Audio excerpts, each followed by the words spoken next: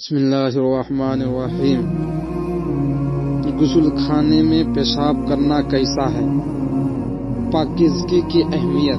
اسلام طہارت اور پاکیزگی پر زور دیتا ہے کہ غسل خانہ عام طور پر پاکیزہ جگہ ہوتی ہے جہاں لوگ غسل کرتے ہیں اور وہاں پیشاب کرنے سے ناپاکی کا حادثہ ہوتا ہے۔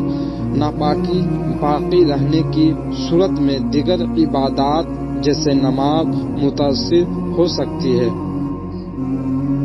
حدیث مبارکہ میں ہے، حضرت عبداللہ بن مغفر رضی اللہ تعالیٰ عنہ سے روایت ہے کہ نبی کریم صلی اللہ تعالیٰ علیہ وسلم نے فرمایا، تم میں سے کوئی شخص نہ ہو تو غسل کی جگہ میں پیشاب کرے اور نہ ہی وہاں وضو کرے، اس ڈر سے کہ وسوسے نہ پیدا ہو۔ فقہ حنفی کے علماء کے نزدیک اگر غسل خانہ یا نہانے کی جگہ ایسی ہو جہاں پانی جمع نہ ہو بلکہ بہہ جاتا ہو اور ناپاکی کا کوئی خطرہ نہ ہو تو شدید ضرورت کے وقت وہاں پیشاب کرنے کی گنجائش دی جا سکتی ہے، تاہم بلا ضرورت ایسا کرنا مکروہ ہے۔ وسوسوں سے بچاؤ۔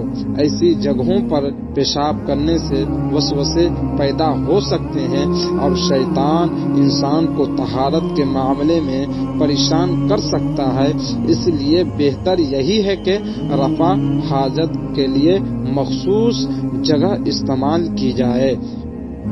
احتیاطی تدابیر۔ اگر غسل خانے میں پیشاب کرنے کی مجبوری ہو تو وہ اس بات کا خیال رکھے کہ پانی سے اچھی طرح دھو دیا جائے تاکہ کوئی ناپاکی باقی نہ رہے۔ وضو یا غسل کرتے وقت جگہ کو پاک رکھنا بھی ضروری ہے۔ غسل خانے میں پیشاب کرنے سے گریز کرنا چاہیے۔ اگر مجبوری ہو تو احتیاط کے ساتھ جگہ کو پاک صاف کر لینا ضروری ہے تاکہ طہارت اور پاکیزگی کی قائم رہے۔